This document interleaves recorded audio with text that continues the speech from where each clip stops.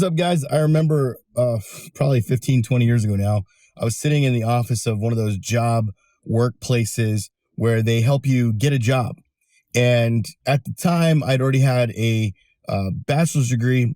No, actually, I had my associate's degree at the time, and I hadn't even finished my bachelor's degree, but I had a new wife, and I was married, and basically I was stumbling around, working for like pennies. And this guy at the workplace, he was kind of an older gentleman. He said to me, "You need to go get a job at the corrections department. You need to go to work." And he was very stern with me, and I did not like it at all. I did not see myself as a correctional officer, and I didn't want to do that kind of work. Oddly enough, my first job out of college after that, so I went back to college for a couple of years, finished my bachelor's degree, was at a prison teaching inmates. So instead of being a correctional officer, I was a teacher, if you will. But fast forward again several years, I kept trying to do this entrepreneurship thing, and I quit my job there. Put my family in a fucking grind, and we lost our car, house. That point, I almost lost my marriage for the first time. At that point, 7 years in. And fast forward again a couple of years, and really what I kept doing was living out of a false reality. I was living this false dream that somehow, some way, money was going to come to me, whether it was through God or a miracle, or somehow I was gonna like find a business opportunity, something. And I lived in this false reality. Then I remember again several years later when I had lost my driver's license for 6 months due to not being able to pay my insurance and getting pulled over with that lack of insurance. So I lost my car, I lost my insurance I lost my ability to drive for 6 months. I was literally on probation. I'd never been in trouble in my life. And I remember a friend of mine was like, "Dude, you need to go get a job at Starbucks and just get a ride there or have somebody take you there." And I was just like, I fought it and I fought it and I fought it. I was like, no, I'm not going to do that. I'm not going to do that. And I'm going to start another business, or I'm going to do another thing. And it's because I was so entrepreneurial. And it took me another 4 or 5 years to finally just submit and go get a fucking job. And I remember getting that job and just finally feeling like some weight lifted off my shoulder. And I started to feel some peace finally again in my life. Now, I'm an entrepreneur. I've always been an entrepreneur. But what I was doing was I was telling myself a story about money and work and all these things that contradicted what I thought was my identity. And that I found my identity in how smart I was and how business savvy I could be, and that I could just make money because I'd flip things. I'd just basically, done a lot of low end shit to make ends meet, but I'd never actually created wealth. I never actually created a solid, steady, high end income, if you will. And going through that season showed me a lot about myself. And I say that because there's a lot of you that listen to my podcast and you want to, join what we do at Thrive. You want to be a part of it, or, you recognize that you need help. And so you need to invest in yourself, but you don't have the ability. So this story is for you guys, because there's so many of you telling yourself a story about who you are and about finances and money that's not true. So when I went and got the job, I got a job in marketing, I ended up building up a skill in that job that allowed me 3 years later to then go start a business with that skill. And that skill earned me a lot of money. And not only that, but it allowed me to invest in myself at a deeper level, spending upwards of $100,000 on coaching, which then I returned. And when I started Empowered Man, I had those skills multiplied and was able to create a very fast growing business because of those skills. So some of you are sitting here going, "Well, that's great, man. I would love to make the money you make and do all of that. And I'd love to be able to invest in myself." For some of you, it literally starts as simply as this: go get a fucking job. I am tired of seeing guys go, "I've been laid off for 21 weeks in our Facebook group. What the hell are you doing for 21 weeks? Who the fuck sits on their ass for 21 weeks and doesn't go get another job? There are so many job openings right now in America. It's unreal. You know how hard it is for us to find good employees? It's fucking hard. We've got tons of openings, but we can't fill them with good people. So don't sit around and tell me you don't have a job, you can't make money. That's bullshit. You're a lazy motherfucker and you need to stop being lazy. You're telling yourself a damn story about money and about work that isn't fucking true. And you need to get off your ass and go to fucking work. Your wife, your kids are counting on it. I remember not being able to buy diapers for my son and feeling shame and feeling like I was a failure. And it wasn't that I was a failure. It was that I was telling myself a fucking story that wasn't true. And that was that there would be something wrong with me if I went and got a job at Starbucks or got a job doing something menial, even though I'd already had a bachelor's degree or an MBA at that point. I have a master's degree in business, but I was too proud, too cocky, too arrogant to humble myself and get a fucking job. And finally, when I humbled myself and got a low-paying job, I suddenly was given the ability to build skills, to build a side hustle, and that side hustle turned into a business that turned into a multi-million-dollar business, et cetera, et cetera, et cetera. And so if you're sitting here going, well, how do I get to that place? How do I get to invest in myself? How do I get to drive the nice car? How do I get to have the nice house? How do I get to do those things? Do the fucking work. Stop being lazy. Stop blaming the economy. Stop blaming Biden or Trump or whoever you want to blame. Stop blaming everyone and look at yourself. Because the only reason you are in the financial position you are in is because of you. It's not because of anybody else. It's you. It's not your wife. It's not your kids. It's not your job. It is you. You are responsible for your money. You are responsible for what you make. You are responsible for what you spend. If you don't know how to set boundaries with your wife, that's on you, not on her. Someone's got to tell you this shit. Someone's got to wake your ass up and help you understand that it's no longer acceptable for you to blame the market or anyone else for your shortcomings. I don't care if you're disabled. I don't care what's wrong with you. You can go get your shit fixed.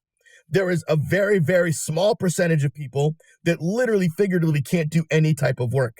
But even those disabled people I've seen be able to come up with business ideas or do things creatively that brought income for their family. This is about you. If you can't invest in yourself, that's not on somebody else. That's on you.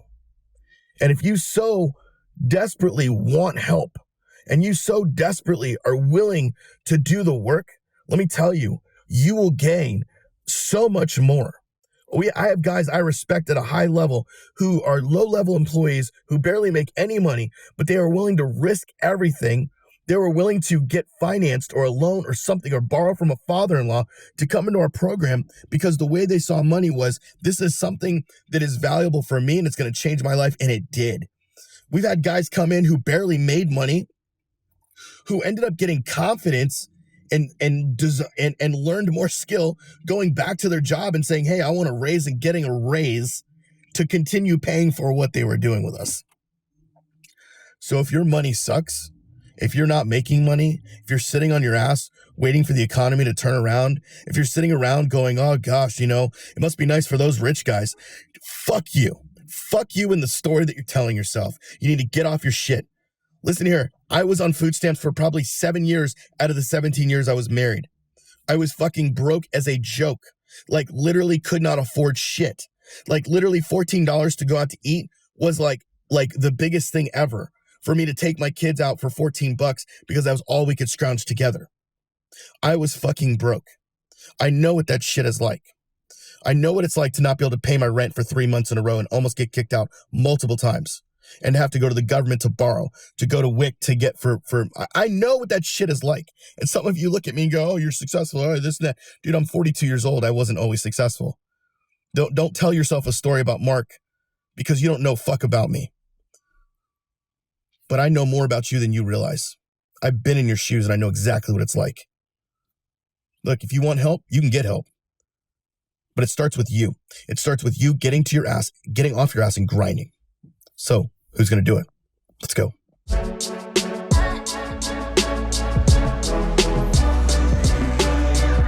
All right. What's up, guys? Ready for another Empowered AF 2.0 episode. Hope you guys are liking the new format. I know I am, because we're able to expand into deeper territory. You know, when we first started the podcast back in 2020, there was a lot of raw content that was being put out. Some of it was from the very, very early days of Empowered Man and some of the first videos that I was putting together based on a lot of the deep pain that I had gone through, and really had just begun to start putting together the message and articulating the message. And as you can see, we've grown and we've grown and we've grown, and really have tried to get better at articulating the message in a healthy way. Not that it was unhealthy before, but I guess a better way, instead of saying healthy, is in a way that's more succinct, in a way that makes more sense, in a way that gets men to go, I got it. I see where you're coming from, and I need what you got. And so that's why we're doing this. So, you know, as we continue to develop last week, I kind of gave the intro where we're going through the sort of the book, The Obstacle is the Way. And we're going to go through that. And then we're going to go through Ego is the Enemy. And these books have really inspired me to help me articulate the message, because they both speak the same language I do, but really have articulated the message in a different and kind of a unique way. And so I'm going to lay down the foundations for some of that today and the next couple of weeks. And as we get into the power of perspective, and then we'll get into being unshakable with our emotions, et cetera, and then confronting those emotions that we have, and really how to walk through those. And this really applies, guys. This doesn't just apply to your marriage situation. It also applies to your life. It applies to you in business. It applies to you in all 5 dimensions. Remember, you as a leader, you as a producer, you as a husband, you as a father, and you as just a man, your internal and external world. And these are principles that I use myself personally, as well as our team does. And it's the way we hold ourselves accountable, because we want to live from this perspective where every opportunity or every obstacle we see is an opportunity to grow. And then we'll get into more on the ego, and I'm excited about that because that is a tough pill to swallow. So, but for today, we want to really talk about the power of perspective. The power of perspective. You see, when we think about perspective, we don't understand how powerful it is. In marketing, I was taught that a customer's perspective is their reality. Their perspective is the reality. And if that's their reality, I'm not here to change the reality. I'm really here to understand their perspective. And as I understand their perspective, I can meet them where they're at. And it's the same with you. You have a perspective of what is going on. But here's the thing, is that it's up to you to choose the perspective that you put on in order to view the lens, or view through that lens of perspective, what it is that you're actually going through and what that trial or tribulation is. And it really doesn't matter if it's a trial tribulation or if it's actually something that's positive or good. Either way, you choose the perspective that you want to have.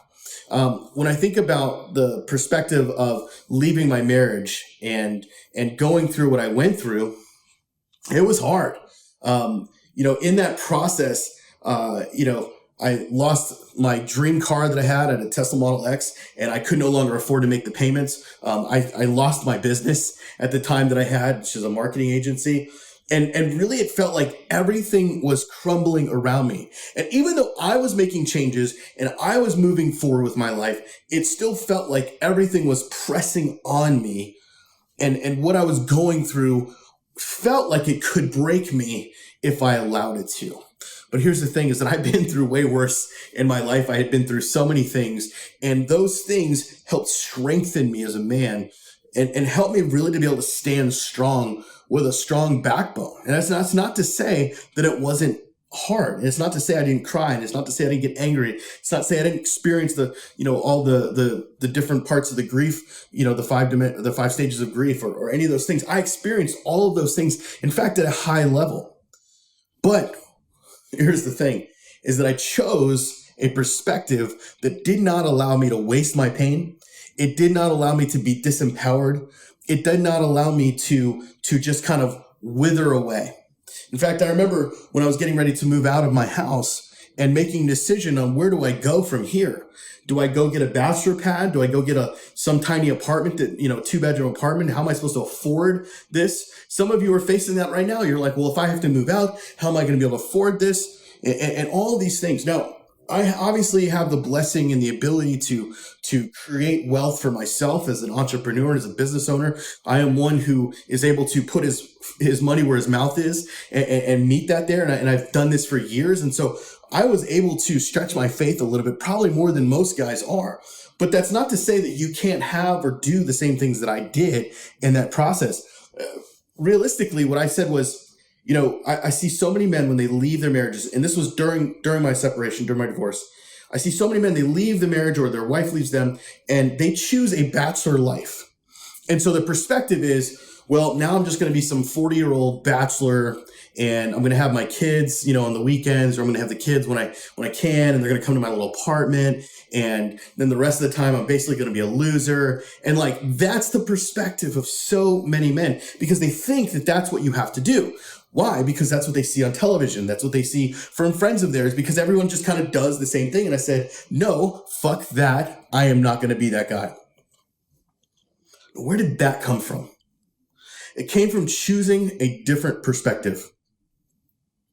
You see, when you go, well, Mark, attorneys and judges and divorce lawyers and all this, it's going to cost money. And it's all, you're absolutely right. All those things do and did cost money. But my perspective is what helped me not just go through what I went through, but grow through what I went through. And that's because my perspective is a perspective of someone who says every obstacle is an opportunity. Every obstacle is an opportunity for growth. Every single obstacle is an opportunity for growth. And the reason I've really just hung on to that is because that is the thing that has propelled most growth in my life. So many people want this easy life where there's no problems. And I love it when there's no problems. I love sitting on the beach in Maui. I love sitting, on the beach in California. I'm going to go there tomorrow and just hang out for a little bit and just sit and just it feels easy, right? Everything's just easy. It's nice. But here's what I know is that true growth does not happen in easy. True growth happens in the hardship. The true growth, becoming the man that I want to become, does not happen sitting on the beach. It happens in the trenches. And so if I want to become a man who owns his shit, a man who is respected, a man who delivers, a man who does what he says he's going to do, then it's not going to be hanging out at the beach that's going to give me the most growth. It's going to be in the trenches that's going to get me the most growth. And so what I chose was an empowered mindset versus a disempowered mindset. An empowered mindset versus a disempowered mindset. And that empowered mindset is what brought me to this place of, I'm going to grow no matter what. And I'm going to have and build the things that I want to build. And so I said to myself, I said, you know what? Instead of moving out and finding some little tiny apartment, what I'm going to do is I am going to create for my children. Remember, I had 4 kids at the time. I'm going to create for my children the next chapter in our family's life. The next chapter in our family's story. I decided to create the next chapter in my family's story. And some of you are going, wait, what? That's right. Because the way I saw it was that our family wasn't ending.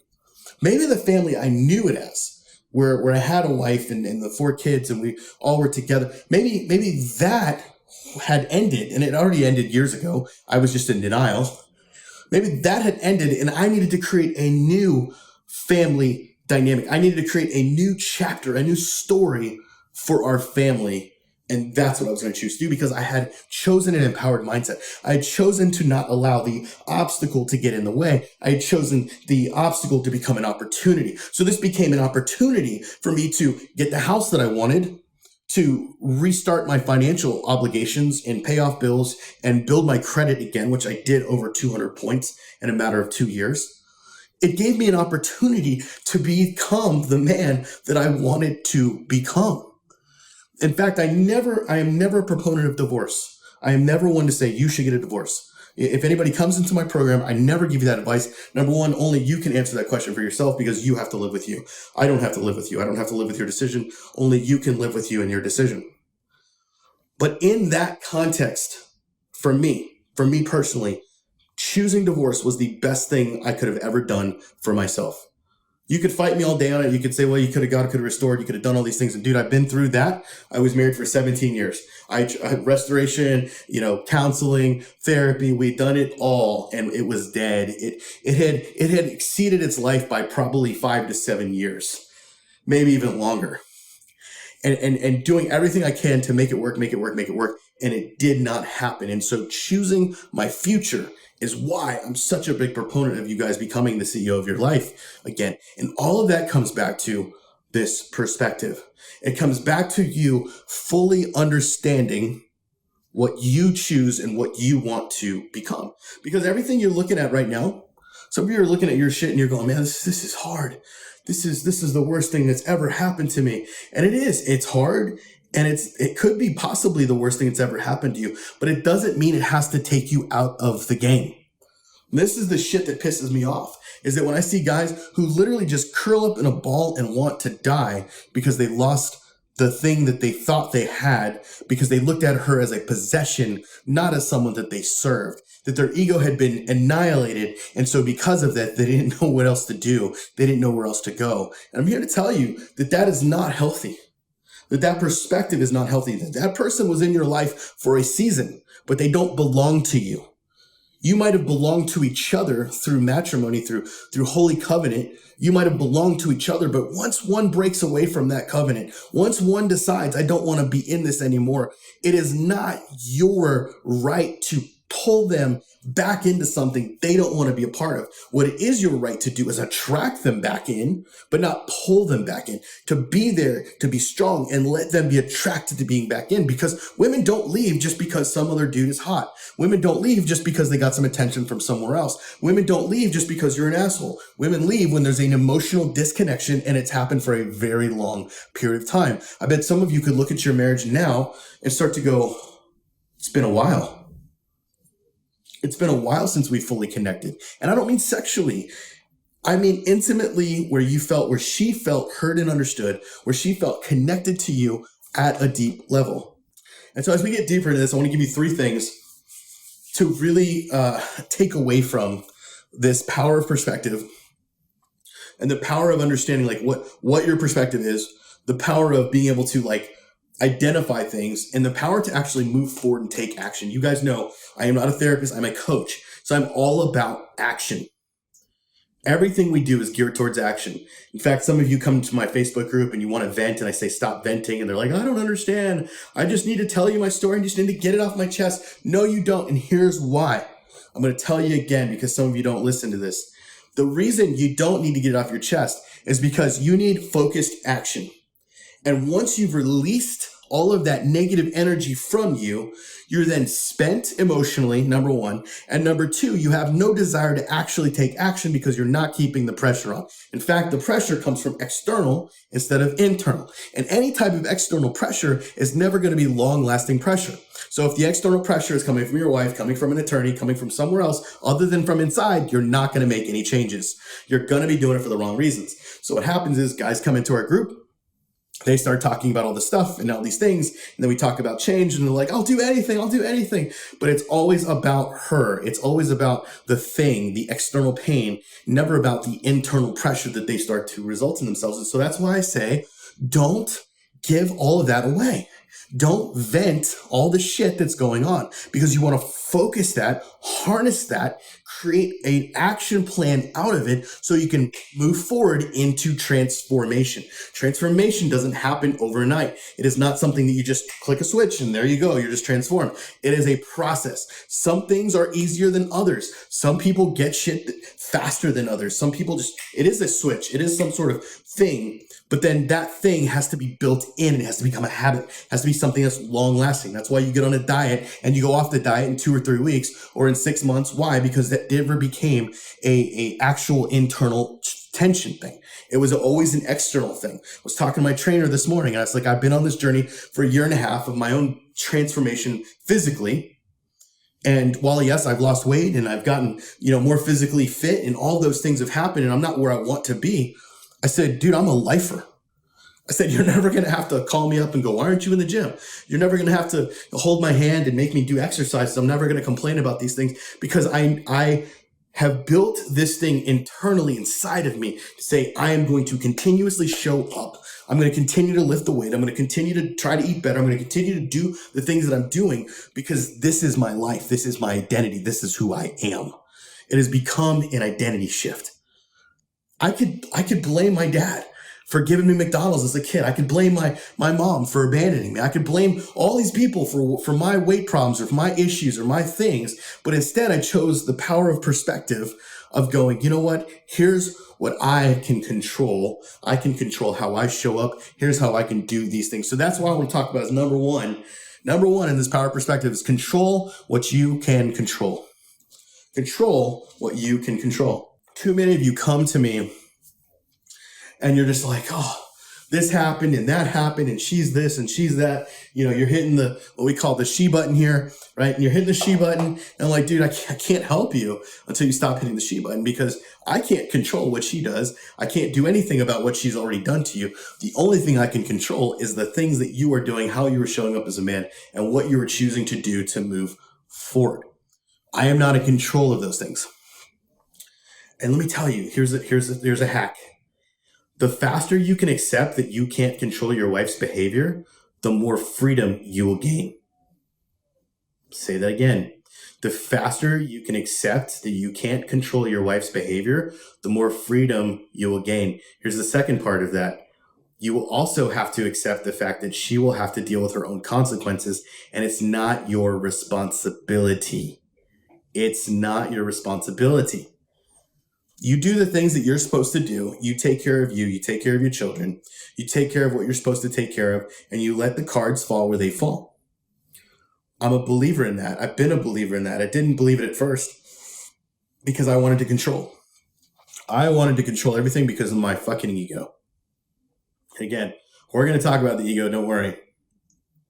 But I wanted to control everything because of my ego. And I can 100% guarantee you the reason you're trying to control everything is because your own ego. Your own ego cannot take the fact that it's not in control, cannot take the fact that your wife is in control of her own self and that she can sleep with whoever she damn well wants to sleep with. She can go to whatever party she wants to go to. She can do all the things that she wants to do because she has decided to step out of the marriage. Now, a woman who is staying in the marriage and is choosing to do those things, she will have consequences of, hey, we're going to put up boundaries here and this is not okay. But once she's decided, hey, you know what? I'm not going to live up to these boundaries. I'm not going to do this stuff. You're trying to control me. I'm out of the marriage. Hey, this is going to suck and this is going to hurt. But this is life and this is where we're at. And I hate it. I hate it for her. I hate it for me. But this is what we got to do. So look, at the end of the day, you can only control what you can control. So I'm going to give you a little exercise. I'm going to do with some of my 30-day challenge guys. I've done this with Thrive as well. So here's what I want you to do is I want you to make a list of all the things that you're afraid of. You know, pause the podcast, whatever you got to do.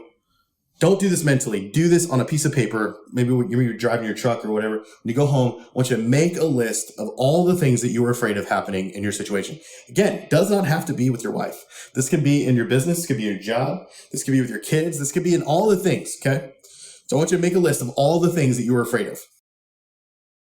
Once you've made that list, might be 5 things, 10 things, whatever. And then just try to be specific, right? The things you're afraid of in this arena. Let's talk about, whether it's your wife or your job or whatever. So you make a list of those things. And then I want you to do is put an M, go down the list. And you're going to put an M only by the things that you can actually control.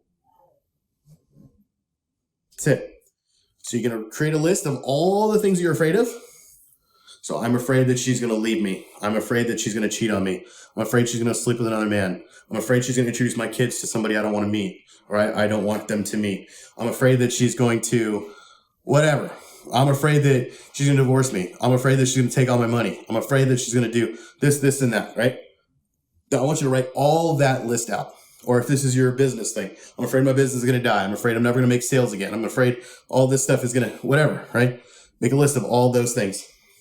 Put an M for me by all the things you can actually control. So here's what I want you to look at is once you've done that, I want you to count them up and I want you to divide the M's by the ones that were not. Okay. So let's say you had 10 things and only 2 M's, 2 out of 10, that's 20%. So you can literally only control 20% of what you're afraid of. Think about that for a second. If you have a list of 10 things, I would gander it's probably 20%. Maybe some of you it's less than 20%.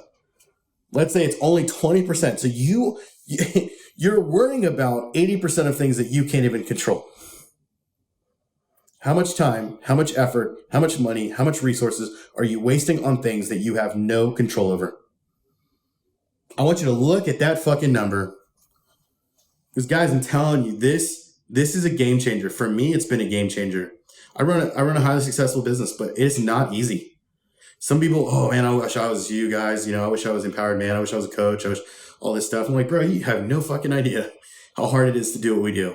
Like the amount of turmoil that we go through on a daily basis when you were lifting up other men who are having a very hard time, men who are suicidal, men who are getting kicked out of their house, men who have court orders against them, men who have been egomaniacs, men who have been narcissistic, men who have all these struggles. And we're carrying them as a company and helping them get through to the next level. You have no idea what that's like. At the same time, you have no idea what it's like to develop people that are, trying to coach those people, develop those people who are trying to offer our services to those people. It's a lot. It's a lot of work, and it's a burden, but it's a burden of love that I wouldn't trade for anything. I absolutely love what we do. So here's the thing. At the end of it, what I want you to do is look at the things that you can control. And I want you to take note of those things, and everything else I want you to ignore. That's it. I want you to take note of the things that you can control, and we can formulate a plan around that. We're going to talk about that in a second. But everything else, I want you to totally ignore. So if it's 2 out of 10, we're going to let go of those 80%. We're not even going to think about those right now, because none of those have no bearing on what you or I can actually do. You can't control where she goes, what she does, all those things. You can't do any of that. And if you can't control it, why the fuck would you worry about it? Why would you spend your attention on something that doesn't give you an ROI? Right? This is our problem in our culture, is that we spend our attention on things that don't give us a return on investment. I'm guilty of it. There are times where I just scroll TikTok or whatever and sort of get in a mindless funk, if you will. But the more I do that, the more I feel yuck I feel, because I'm not actually spending my attention. I'm not investing my attention into things that are going to get me a return on investment. We make choices. We're constantly faced with choices. If I want to become a successful podcaster, guess what? I have to create podcasts. Do you know how many times I don't feel like making a podcast? It happens almost every week where it's like, oh shit, I got to do this. I got to record. I got to whatever. And it's like, I got to put together a training. I got to do these things so that the content is quality. So I'm not just like shooting from the hip, some bullshit that you guys don't really give a fuck about. It takes work. But that's the thing I can control. I can't control how many downloads I get. I can't control, if you guys like it or not. All I can do is control my inputs, my process, and my output, right? And that's what I focus on. So here's what we're going to do, number 2. So now we're going to take those obstacles, those fears, and we're going to turn them into opportunities. Or as a pastor used to say, our disappointments into appointments. Now, the first thing is, number 1, and there's 2 ways of looking at this, is don't waste your pain. Don't waste your pain. Do not waste your pain. Wasting your pain is probably the dumbest thing you could do. And this is what so many guys do, is because they waste their pain on the 80% they can't control. All the fear and all the crying and all the stuff on 80% you can't control. And then the 20% you can control, you don't pay attention to. So what's the 20% you can't control? Let's talk about that. Some of that has to do with money. Okay? Has to do with the fact that you are a producer. If you are a man, you're a producer, and you have the ability, and I'm not saying women aren't producers, women are producers too, but it's varying levels. Everyone's different, right? But I'm talking to men right now. You're a producer, and you have the ability to produce income and wealth for your family. So do you have control over that? Absolutely you do. You're like, no, man, I work a job, or I'm on a fixed income. I don't give a fuck if you're on fixed income. If you just listen to my rant earlier in this episode, you hear what I have to say about that. Because there's nobody who's on a fixed income other than those who want to be on a fixed income. And I'm not saying there's no such thing as disability. You can have a disability. But I also know and believe in my heart that you can create other skills that don't require you going to work. Unless there's some sort of mental handicap with yourself, a physical and mental handicap where you literally can't do anything and people have to take care of you. That's a different story. We're not talking about that. We're talking about those of you, and most of you able-bodied men, you work 50, 60 hours a week and you're in a job you hate. You're doing something you can't stand because that's what your dad did. And so you just followed in his suit and you just do the same thing he did. Instead of creating a new life for yourself, you just keep doing the same shit and you don't feel like you can control it. And you feel like a victim, et cetera, et cetera. But you can control this. You can control your money, your input. Why? Because you have skills. And if you don't have skills, you can develop skills. You're not an idiot. I don't care how dumb you were on the SAT. I don't care about any of those things. None of that fucking matters. What matters is how you show up every single day. What matters is what you choose and how you choose to do it. So if you want to learn a skill, you can learn a skill. I knew nothing about Facebook advertising 10 years ago. Knew nothing about it. All I knew is I put $5 in, I lost my $5. I'm like, shit. What do you do with this? I knew nothing about it. Fast forward a couple of years, I'm working at a nonprofit as a manager, online marketing manager. And while I'm there, I had been sort of like watching Facebook ads and like watching how people were making money with it, and started to learn the skill of Facebook advertising and said, hey, can you give me a budget? Let me learn this stuff. Give me a small budget. Let me test it out on our advertising and see what we can do. And I went from spending about $1,000 a month with that nonprofit to over $100,000 a month in advertising just for that one organization. And it took me about a year and a half. I learned the skills necessary. And then guess what started to happen? Other nonprofits wanted to hire me to run their ads. And what happened? I started running a business on the side while I had my full-time gig, a side hustle that then gave me more money than what my regular job was giving me. So I quit and started that full-time. Now, not everyone's supposed to be an entrepreneur. I get it. Not everyone's supposed to be without that, but you can side hustle. You can definitely, and you should side hustle. If you're barely making it, week to week, check to check and all this stuff, you need to be putting your ass out there a little bit more. You need to find something you can do to create and generate wealth for yourself and your family and your kids that is something you can control. Some of you are like, I don't know how I'm going to pay this attorney bill. I don't know how I'm going to do this. And it's like, dude, either go get a second job or go create a side hustle that you can generate income for your family. Why? Because you're not lazy, or you shouldn't be lazy. You are more capable than you realize. But some of you just want to be lazy.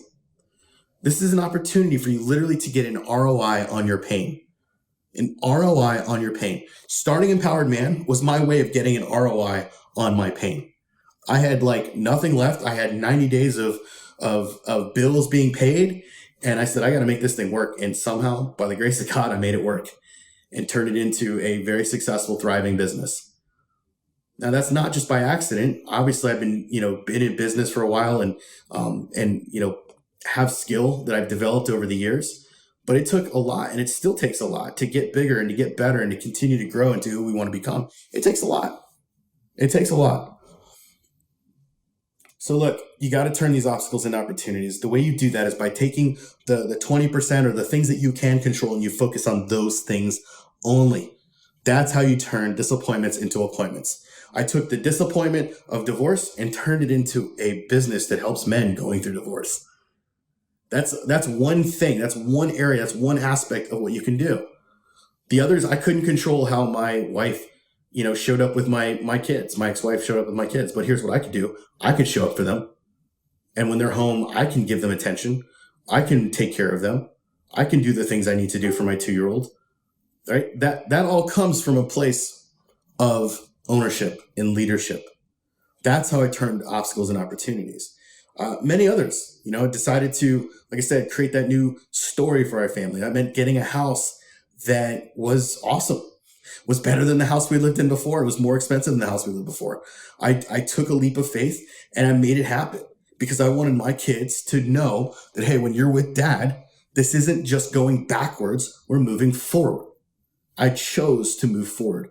I chose to leverage what I could leverage to become, empowered in every aspect of what I could do. All right, here's the final piece. Drink the truth serum. Drink the truth serum. In Thrive, this is one of our assignments. It's actually a 7-day assignment that I give you. And literally every single day, you're going to drink the truth serum. You're going to answer these questions and you're going to submit it to the coaches. And the reason we do this is because we found that so many guys come in and they're drinking fantasy. Like they're just in fantasy land. And so you have to ask yourself the hard questions. What is really happening? Where are you playing the victim? And who are you blaming? Asking yourself these questions, what is really happening right now? What is really, really going on? Is she really cheating? Does it matter? Doesn't matter. What does it matter if she's cheating? Why does that matter? I ask guys that all the time. Why does it matter? Your wife said she wants out of the marriage. Why does it matter if she's having an affair now or sleeping with some guy or dating some guy? Why does it matter? Why does that matter? What is it going to change if you know the answer to that question? She's going to be a worse person? She's going to be a greater sinner? No, it's your fucking ego. I know exactly what it's like because I did the same thing.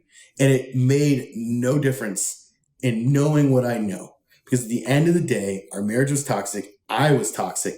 I had to end it because I was toxic. Not because of her. Me. I chose it for me. Because I was not able to be functional and healthy in this marriage. And I had to bring an end to something that was already dead. That's why. That's the truth. That's the truth serum. That's why if you notice when I get on here, I never blame my ex-wife for anything. Doesn't matter what she put me through. None of that matters. Her story is her story. That's why I didn't tell my kids the things that happened because it doesn't matter. None of that matters. What matters is how I show up as a man and what this is doing inside of me to make me the greatest man I can be. Where are you playing the victim? Where are you playing the victim? Ask yourself that. Where am I playing the victim right now? Where am I looking at my circumstance, my situation, and saying, I'm a victim. There's nothing I can do. This is where I see so many men. I see so many men playing the victim financially. I see so many men playing the victim when it comes to their emotions, when it comes to their responses, when it comes to how they show up. And they just feel like they have no control over their own self, but yet they're trying to control somebody else. Ironic. The dichotomy of that is ridiculous. All right, the final piece, where are you blaming? Who are you blaming for the situation? Who are you blaming for what's going on? Where are you looking at for these things? That is the key here. Because if you're so focused on blaming people and situations and, her friends or her influences or whatever, or the stock market or Biden or Trump or whatever, and you can't look at you, you're going to lose. You're never going to win in this game of life. You're never going to win life. And you're always going to be really, realistically, unsuccessful. You'll never be successful by blaming everyone else and everything else. So, guys, that's all I got for you today is a power perspective. I know it's a little bit longer, a little bit more of a teaching style. But I really wanted to give you guys some in-depth stuff. And hopefully it was impactful for you. If it was, please leave a positive review on our podcast and especially Apple. I'd love to get some more 5-star ratings on there. Show people what we're about. Leave an actual review on there, please. Empowered AF is the platform there in Apple. But yeah, I want to hear some more from you guys. And look, if you're in a place where you're ready to start changing your perspective, we have a place for you. We have a place for you where other men are going to help you change your perspective and shift your perspective to that of one that is growth, to that of one where the obstacle is the way, that opportunity is right here in front of you. We have that for you, and that's our Thrive program. So if you want more information about that, just go to empoweredman.co/book, empoweredman.co/book. Fill out the application. One of our advisors will reach out to you and talk with you about what's going on in your situation. Look, we don't take everyone. We can't accept everyone. It's not a fit for everyone, especially at a different times of where you're at in your life and what's going on in your marriage and etc. We're not a save your marriage type of business. We're a save a man kind of business, and that's what we focus on. Is we focus on the man finding his identity again. We focus on your communication, we focus on your ownership and your leadership. And those are kind of the areas that we do that. So if that's you, if that's what you're looking for and you feel like you're ready to take the next step, I want you to go to empoweredman.co/book. If not, I will see you on the other side.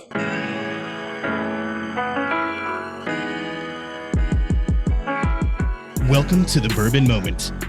Join your host, M. Sizzle, J-Dub, and Mandrew as they sip on some bourbon and spit some truth. Welcome to the Bourbon Moment. Do I have my bourbon today?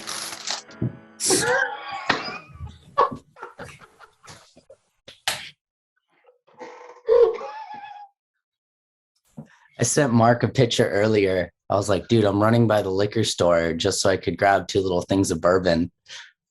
I even felt sad walking out with just this. But yes, I have it today. Well, at least you got it, man. Yeah. At least you got it. Mark, you drinking that stuff again? Huh? What? You drinking that peach stuff again today? Dude, what the heck? Okay, say that again. Are you drinking your peach stuff today? No, I left it at home, so I still have my regular stuff here, which is just some bullet, I guess. But It works. it works. It works. Figured this episode. Elijah Craig, huh? It's good, man. It's a little bit cheaper, and it's good. It's decent for what it is, to be honest. Got it. Yeah, I mean, this stuff works. I got. I had a lot of it over the weekend. Oh, yeah, crack it open, Joey. He's looking like a homeless guy right now. He's drinking what the homeless guys drink. Are you gonna drink it straight out of the bottle? At least like for the first couple of sips for the YouTube, you gotta Power that puppy back. Don't show the brand. That's right, because one day we'll have our own branded version. We can't give free screen time for anyone. No. Unless it's Manscaped. I'm gonna say that in every episode. Yeah, every episode. Dude, I kid you. Okay, one sec. Look at this. All right, bro. I got a random. Tell me why I got a random package from Manscaped. I have no idea. Because we talked about it last time we did this. Dude, you got to shave yourself. Rival prompts pubedemonium.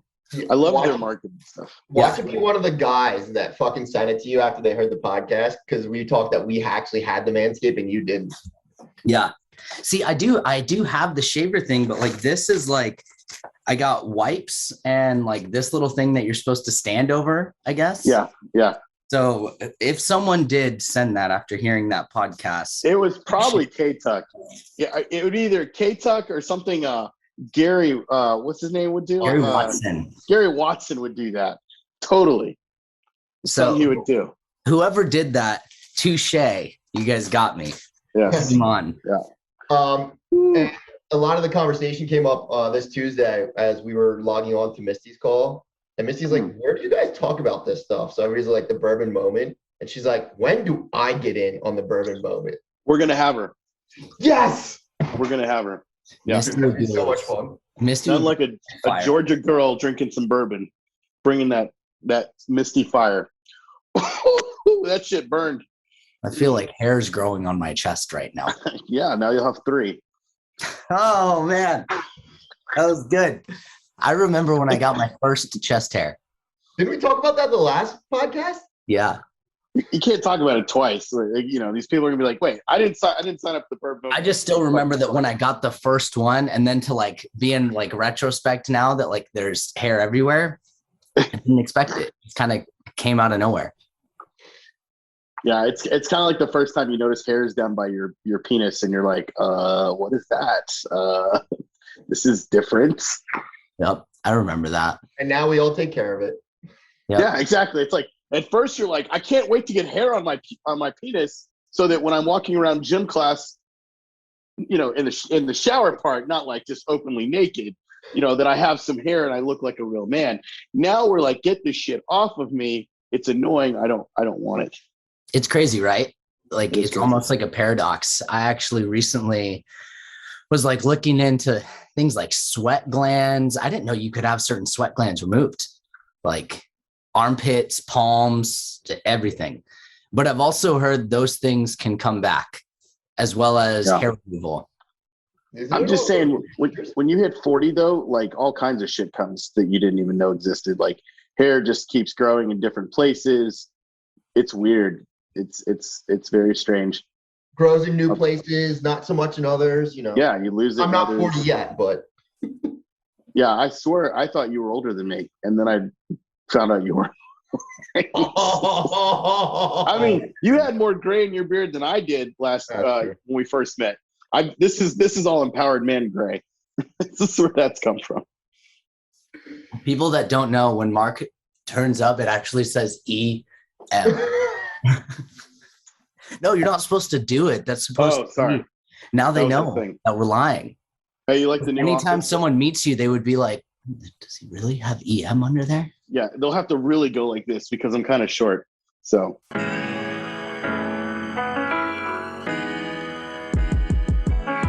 Thanks for joining us on the Bourbon Moment. This is your host, M Sizzle. I've got Mandrew and I got J Dub, and we are out. We'll see you next week.